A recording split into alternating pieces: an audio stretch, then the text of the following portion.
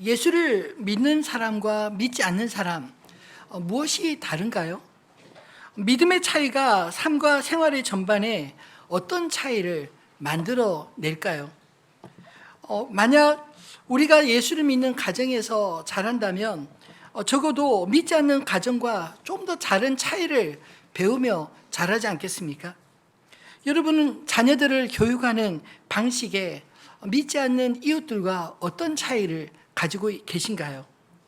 직장 생활에 임하는 자세에 여러분 믿지 않는 사람과 차이가 있으십니까?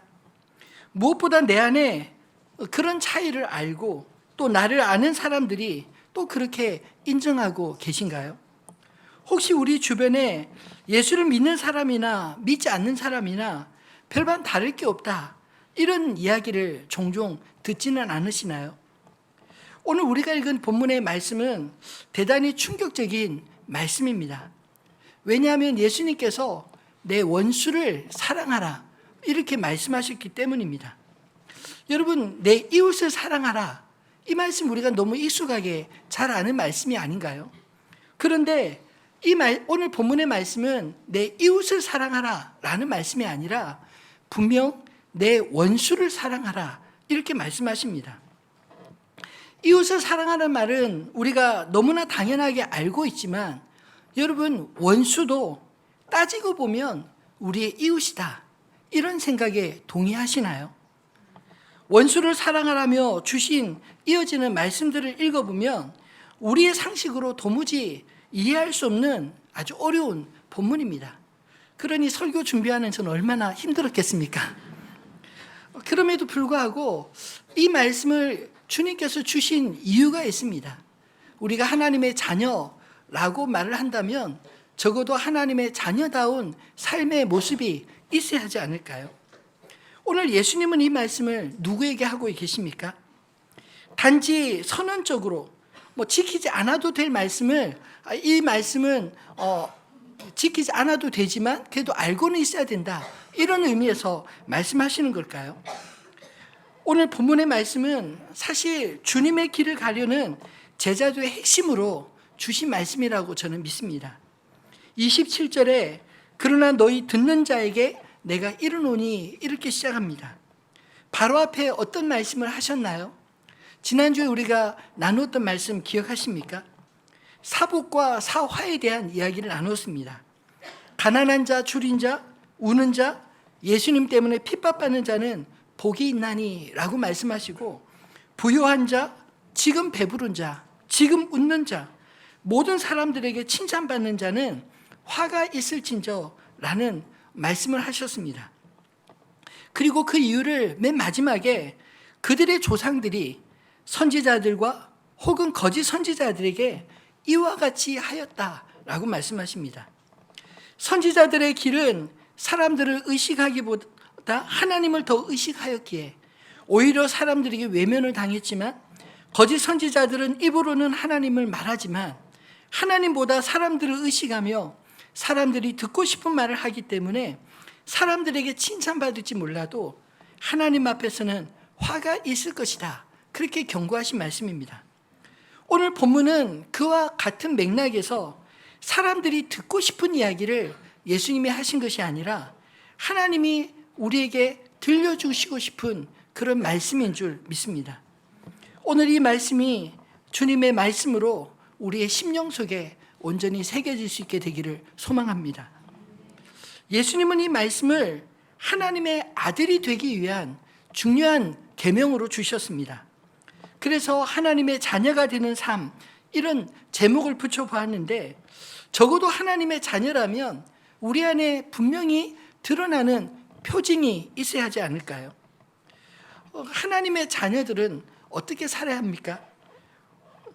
바로 예수님처럼 살아야 될 줄 믿습니다.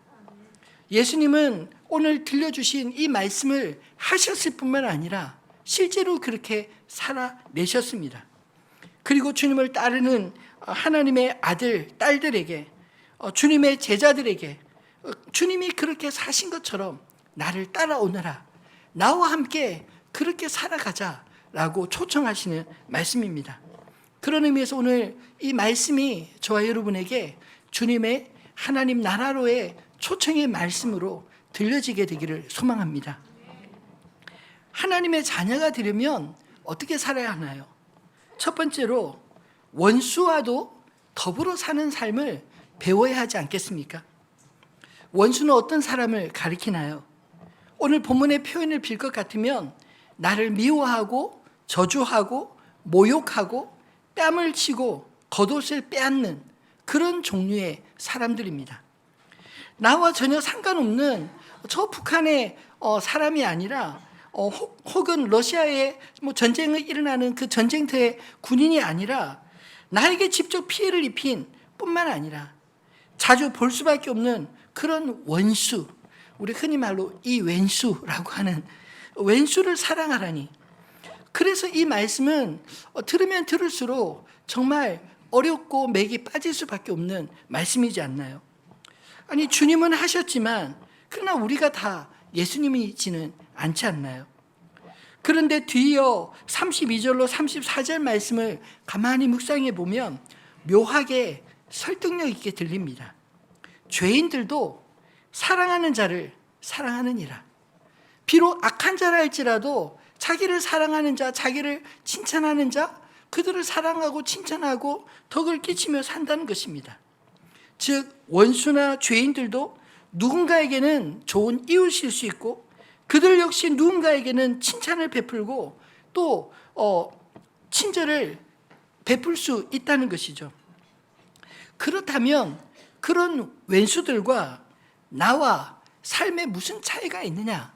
주님은 이렇게 물으십니다. 예수님은 거기에 한 걸음 더 나아가 이렇게 말씀하셨습니다.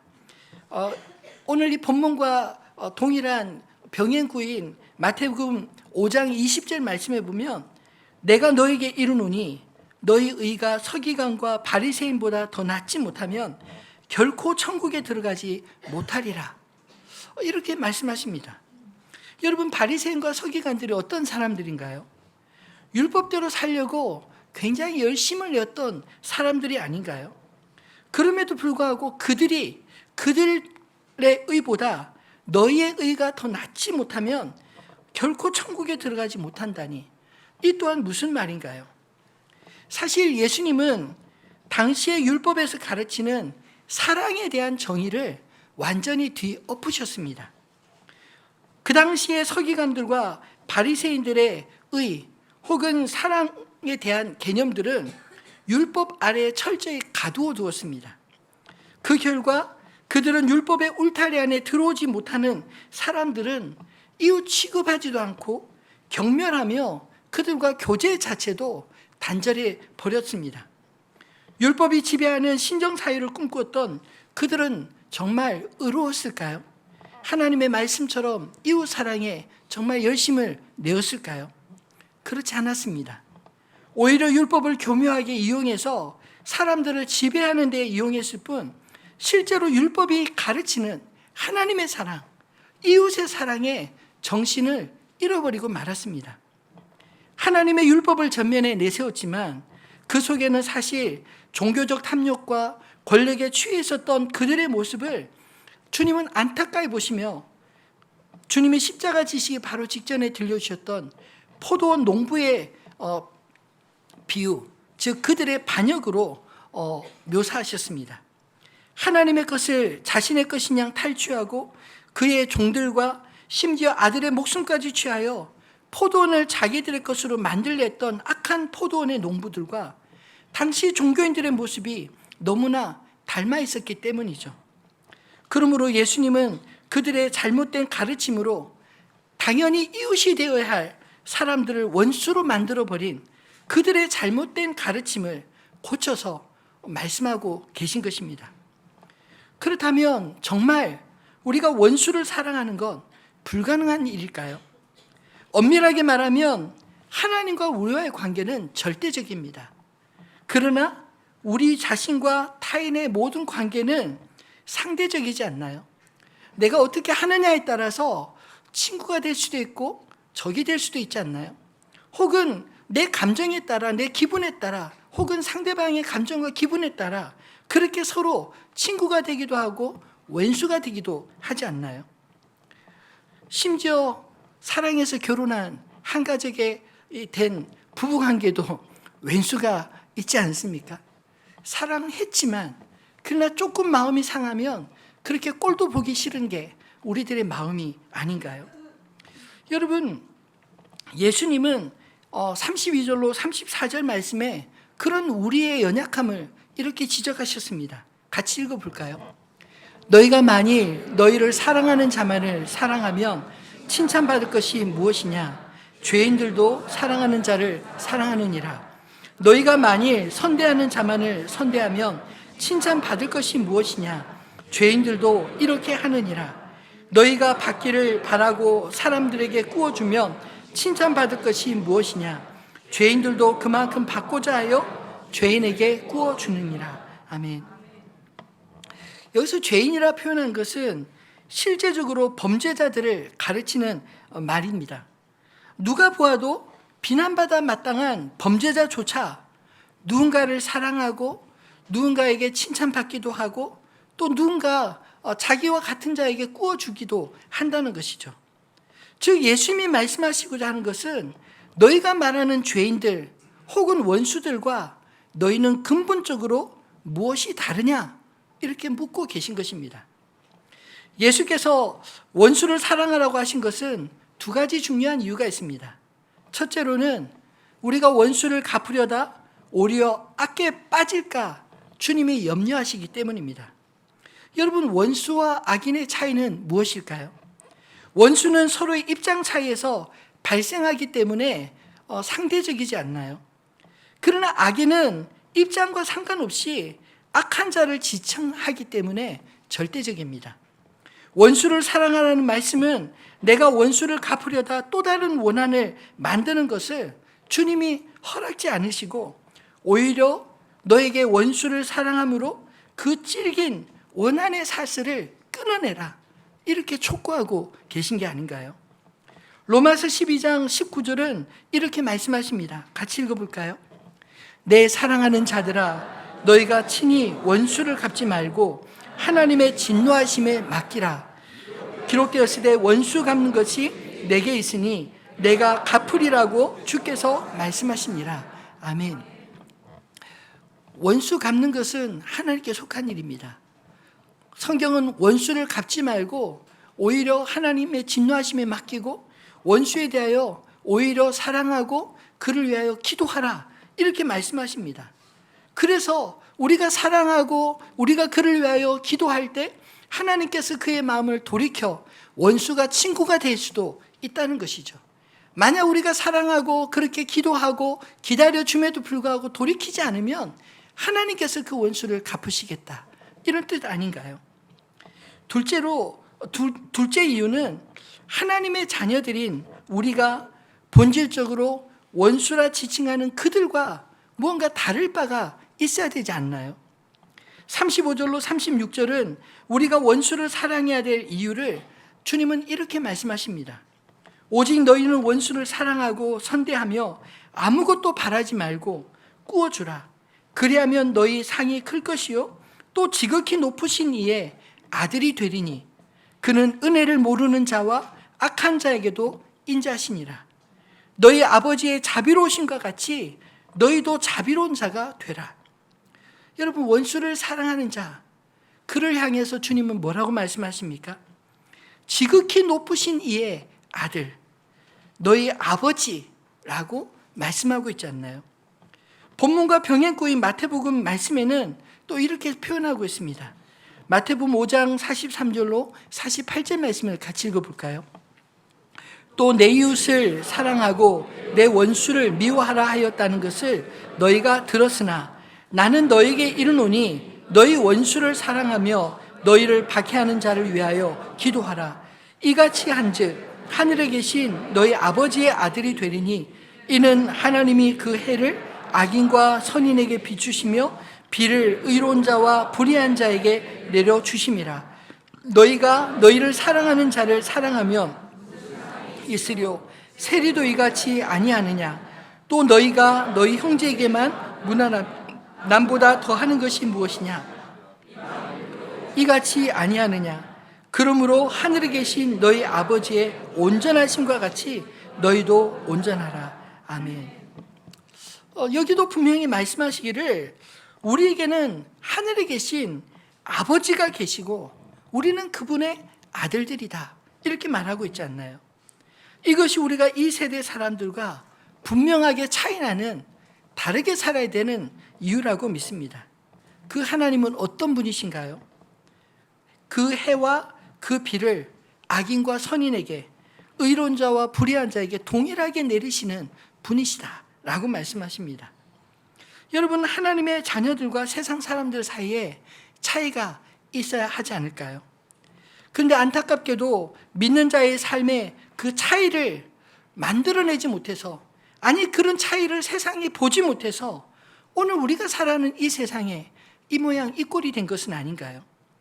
오늘 본문의 말씀은 어떻게 보면 굉장히 과격해 보이지만 사실은 근본적으로 하나님의 백성들이 이 세상 사람들과 믿지 않는 사람들과 무엇이 다른지 그 분명한 차이를 드러내는 말씀입니다. 우리가 만약 오늘 말씀대로 원수를 사랑하며 그들과 더불어 사는 것을 받아들이고 그렇게 살아가는 것을 배우게 된다면 세상은 하나님의 백성들로 인해서 살만한 세상이 되지 않을까요? 이 땅의 전쟁이 그치고 원한이 감소될 것입니다. 그리고 세상에 넘쳐 흐르는 분노 게이지가 점점 낮아지지 않을까요? 예수님은 오늘 말씀에서 악인을 옹호하는 것을 결코 아닙니다. 악인은 반드시 하나님의 공의의 심판을 받을 것입니다. 시편 1편 4절로 6절에 보면 악인은 그렇지 않으며 오직 바람에 나는 겨와 같도다. 그러므로 악인들은 심판을 견디지 못하며 죄인들이 의인의 모임에 들지 못하리로다. 무릇 의인의 길은 여호와께서 인정하시나 악인들의 길은 망하리로다. 여러분, 우리는 이 말씀을 믿습니다. 그러므로 우리는 의의 삶을 살려고 애를 쓰는 게 아닌가요? 우리는 적어도 오늘 주신 말씀처럼 주님이 말씀하신 대로 원수라도 사랑하며 그들과 더불어 살려고 애쓰지 않나요? 여러분, 원수와 악인의 분명한 차이를 이해하시면 좋겠습니다. 원수와 죄인의 개념은 다분히 상대적이기 때문입니다. 나에게 해를 끼치는 원수도 자기가 사랑하는 사람에게 얼마든지 사랑받는 사람일 수 있습니다. 세상이 그만 죄를 범한 죄인이라도 그가 친절을 베푼 누군가는 있지 않을까요? 반대로 우리 역시 누군가에게 원수가 될 수도 있습니다. 또는 죄인이 될 수도 있지 않나요? 그런 의미에서 오늘 이 말씀은 이 악한 세상 속에서 하나님의 백성들, 하나님을 아빠라 부르는 하나님의 자녀들이 어떻게 살아야 되는지 그 차이를 말씀하고 있지 않나요? 하나님의 자녀들은 원수와도 더불어 살 수 있습니다. 왜냐하면 원수된 우리를 주님이 먼저 사랑하시고 우리가 죄인 되었을 때 우리를 위하여 주님이 이 땅에 오셔서 십자가를 지심으로 하나님의 그 사랑을 확증시켜 주시지 않았나요? 우리는 그 사랑을 받은 자들입니다. 그러므로 그 사랑을 깨닫기 때문에 나를 사랑하는, 하나님과 원수되었던 나를 사랑한 그 사랑으로 내가 변화를 겪어봤기 때문에 비록 나와 원수된 자라 할지라도, 나를 미워하는 자라 할지라도 그를 사랑하고 그가 주님의 사람으로 변화될 것을 위해서 기도하고 그를 인내하며 기다릴 때 하나님께서 나를 바꾸신 것처럼 그도 바꾸시고, 도저히 친구가 되지 못할 것 같은 사람도 언젠가 친구가 되어 함께 믿음의 삶을 나눌 수 있는 그런 믿음의 공동체가 될 수 있는 것, 이것이 복음이 아닌가요? 이것이 사람이 변할 수 있는 진리가 아니겠습니까? 우리가 그 진리를 믿기에 오늘 나에게 원수와 같은 사람이 있다 할지라도 더불어 사는, 주님의 사랑으로 사는 법을 훈련하는 저와 여러분 되시기를 주님의 이름으로 축원합니다. 두 번째로 하나님의 자녀가 되려면 대접하는 인생으로 살라라고 말씀하십니다. 오늘 본문에서 원수를 사랑하고 우리에게 구하는 자에게 줄 수 있는 이유를 31절은 이렇게 말씀하십니다. 남에게 대접을 받고자 하는 대로 너희도 남을 대접하라.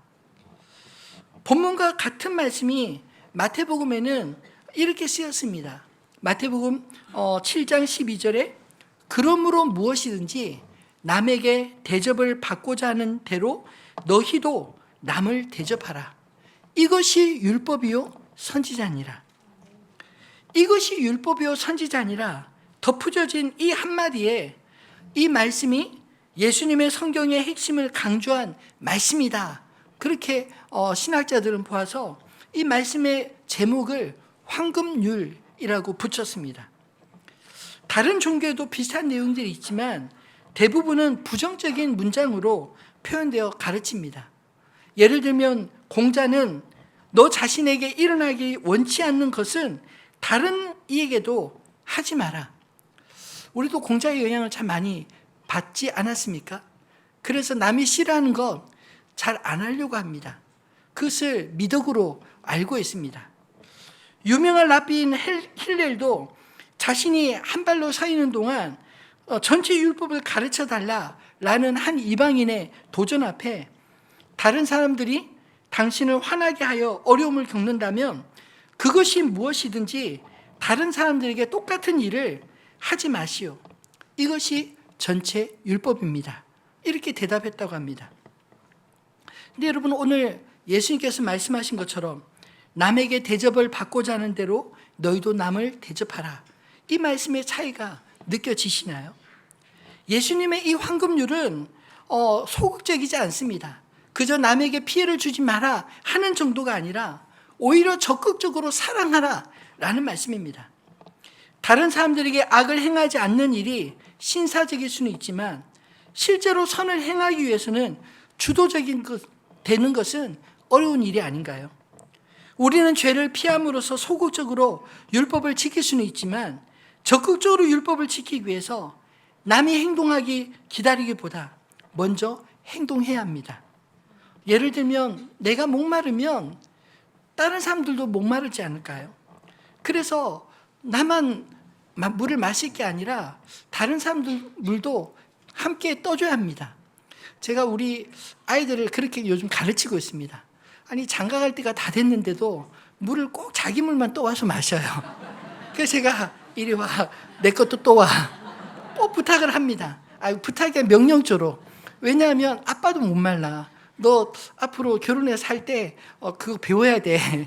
네가 목마르고 네가 피곤하고 그러면 배우자 너희 친구도 똑같이 목마르고 피곤하고 또 네가 짜증나면 그 친구도 짜증나고 그럴 텐데 좀 배려해 줄 줄 알아야 된다. 그것이 사실 황금률의 말씀이지 않나요? 여러분, 내가 배고픔을 느끼면 또 누군가 배고플 리가 있다는 것을 알고 그의 배고픔을 해결해 주는 것, 그것이 복음입니다. 저는 대학 시절에 거지순례 전도를 다니면서 이렇게 배고픔이 뭔지 그냥 먹기 싫어서 안 먹는 거 빼고요. 먹어야 되는데 먹지 못한 때를 겪어보니까 이렇게 손님이 올 때 대접하는 게 참 중요하다라는 것을 배우게 되었습니다. 그 이후로 교회에 누가 이렇게 밥 좀 먹기 위해서 오면 그냥 내보내는 일이 없었습니다. 왜냐하면 나도 그런 대접을 받아보았기 때문에 그렇게 되더라고요. 여러분, 이것이 율법이요 선지자의 강령이라 말씀하고 있지 않나요? 그러면 우리가 누군가를 먼저 대접할 수 있는 이유는 무엇인가요? 본래 내 것이 없었는데 모든 것이 하나님의 것이었는데 그 모든 것을 하나님 나에게 맡겨주셨다는 그 사실을 깨닫게 될 때, 청지기 의식으로 살 때 이것이 가능하지 않나요? 예수님은 비유들 가운데 상당히 많은 분량을 청지기나 종의 비유를 들어 하나님 나라를 준비하는 삶을 가르치셨습니다. 우리가 잘 아는 달란트 비유도 주인이 종들에게 각각 맡겨준 달란트를 종들이 어떻게 관리했는지 마지막 주인이 올 때 계산하는 내용이지 않나요? 우리가 좀 어려워하는 불의한 청지기의 비유나 또는 어리석은 부자의 비유, 주인이 돌아올 때를 기다리는 종의 비유가 다 이런 내용입니다. 청지기는 어떤 사람입니까? 주인으로부터 맡겨진 것을 책임지고 관리하는 사람입니다. 성경에서 우리가 잘 아는 요셉이 대표적인 청지기의 모델입니다. 애굽에서 종으로 팔려가 보디발의 집에서, 감옥에서, 그리고 애굽의 총리로서의 삶이 청지기의 모습이 아닌가요? 자기가 열심히 일하면 자기만 이롭게 되는 게 아닙니다. 주인을 이롭게 합니다. 그러므로서 자기도 함께 성장하는 것, 그것이 청지기의 모습입니다. 비록 자신의 것은 아니지만 마치 주인에게 위임받은 권한으로 자기 뜻대로 일하는 자가 아닌가요? 그렇다면 황금률은 주인 대신 주님이 우리에게 위임한 것을 어떻게 사용해야 하는지 분명하게 주신 지침이라고 믿습니다. 남에게 대접을 받고자 하는 대로 너희도 남을 대접하라. 주님이 우리에게 맡기신 것으로 나의 필요를 낄 때 반드시 남의 필요도 기억하고 채워주라는 것입니다. 근데 문제는 29절로 30절의 말씀입니다. 너희 이 뺨을 치는 자에게 저 뺨도 돌려대며 내 겉옷을 빼앗는 자에게 속옷도 거절하지 말라. 내게 구하는 자에게 주며 내 것을 가져가는 자에게 다시 달라 하지 말며. 이 말씀을 해석하기가 참 어렵습니다. 우리는 본능적으로 뺨을 맞으면 상대방에게 되돌려주려는 그런 기질이 있지 않나요? 그런데 오른뺨 맞는 것도 억울한데 왼뺨까지 대주라니, 이 말씀이 단지 상대방에게 화를 돋우기 위해서 한 대 맞으면 때려봐 뭐 이런 식으로 화를 돋우라는 말씀인가요? 아니면 약한 자를 짓밟는 상대에게 그냥 무조건 당해줘라 이런 의미일까요? 그것이 아니라 내가 비록 억울하게 당한다 할지라도 그에게 똑같이 보복하지 마라 이런 뜻입니다. 이 말씀은 예수님 시대에 신앙적 핍박을 받는 상황에서 피해 보복을 하는 것, 그것은 결코 주님이 원하는 뜻이 아니다라는 말씀입니다.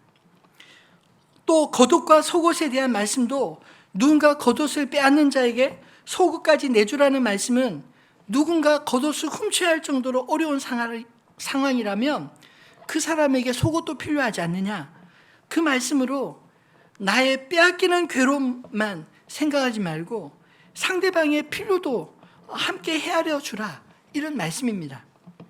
이 말씀 뒤에 나오는 황금률과 연결해 보면 나의 필요를 느낄 때 상대방의 필요도 헤아리는 것, 그것이 성경이 우리에게 가르치는 하나님의 자녀들의 삶이다라는 말씀입니다.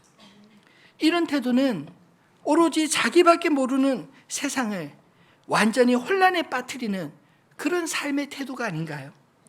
세상은 비보복, 용서, 소유에 대한 자유함을 이해하지 못합니다. 그러나 하나님 나라의 백성들은 보복하거나 원한을 가질 필요도, 또 소유하는 것에 집착할 필요도 없습니다. 왜냐하면 우리의 모든 것, 내가 누리는 모든 것이 하나님에게로부터 왔고 하나님으로 말미암고 그리고 마지막 주께로 다 돌아갈 것임을 우리는 믿기 때문입니다. 이 땅에 우리가 필요한 것 주님이 다 하시고 공급하시는 줄 믿으시기 바랍니다. 다투지 말고 져줄 수 있는 마음, 그것은 이미 그 마음이 풍요롭기 때문 아닌가요? 져주는 것이 힘이 없어서가 아니라 져줄 수 있는 힘이 있기 때문 아니겠습니까? 근데 문제는 져주는 사람에게 세상은 더 가혹하다는 것입니다. 만만하게 보이면 세상이 더 못되게 굴지 않나요? 근데 왜 예수님은 이렇게 하라고 말씀하실까요? 주님이 세상이 얼마나 악한지 모르시고 이런 말씀을 세상 모르고 하신 말씀일까요? 손해보지 않기 위해 살아가는 사람들 사이에 사랑하기로 작정하고 손해보기로 작정한 인생의 삶의 차이가 얼마나 다르겠습니까? 예수님이 말씀하신 이 사랑은 소극적인 사랑이 아니라 적극적인 사랑입니다. 자신을 온전히 내어주는 사랑, 예수님이 사랑, 주님이 그렇게 사셨고 제자들에게 자신을 따라 그렇게 살라고 하신 그 말씀인 줄 믿습니다.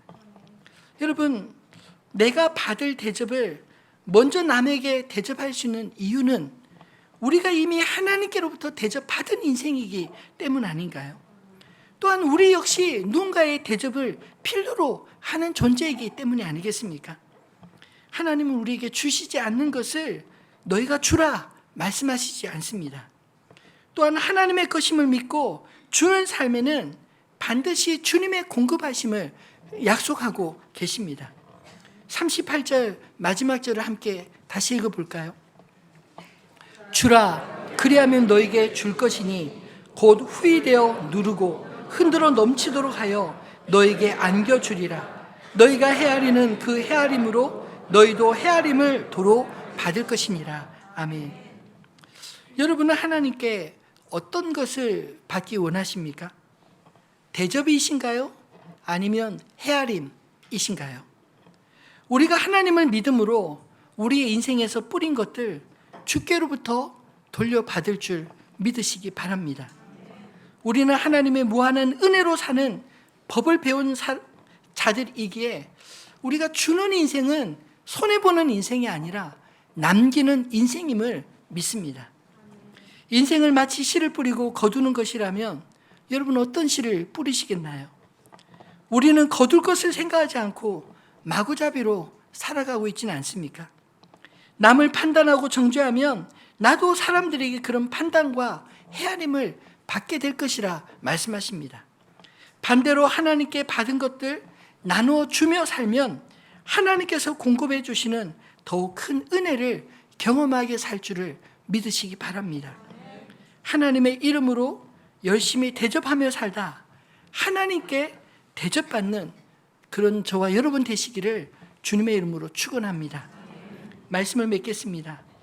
여러분 세상과 구별된 하나님 아버지를 닮은 아들, 딸로 사시기를 주님의 이름으로 축원합니다.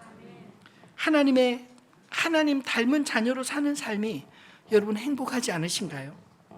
왜냐하면 하나님의 풍요를 우리는 경험할 수 있기 때문입니다. 지극히 높으신 이의 아들이 되는 것, 그것이 명예와 이름뿐일까요? 하나님의 자녀이면 우리 인생은 하나님의 것이요 하나님의 책임질 인생이 아닙니까? 저는 이 말씀을 설교 때마다 자주 합니다. 하나님께 맡긴 것 하나님이 책임지십니다. 하나님께 맡기지 않고 내가 스스로 책임지려 하는 건 결국은 내가 책임져야 하지 않나요? 내가 하나님의 사람이면 하나님의 사람인 하나님의 아들이고 딸인 내가 살아가는 모든 삶의 현장에서 주님과 상관이 있는 인생이 됩니다. 우리 직장생활 하나님과 상관이 있습니다. 가정생활 하나님과 상관이 있습니다. 왜냐하면 내가 하나님의 자녀이기 때문입니다.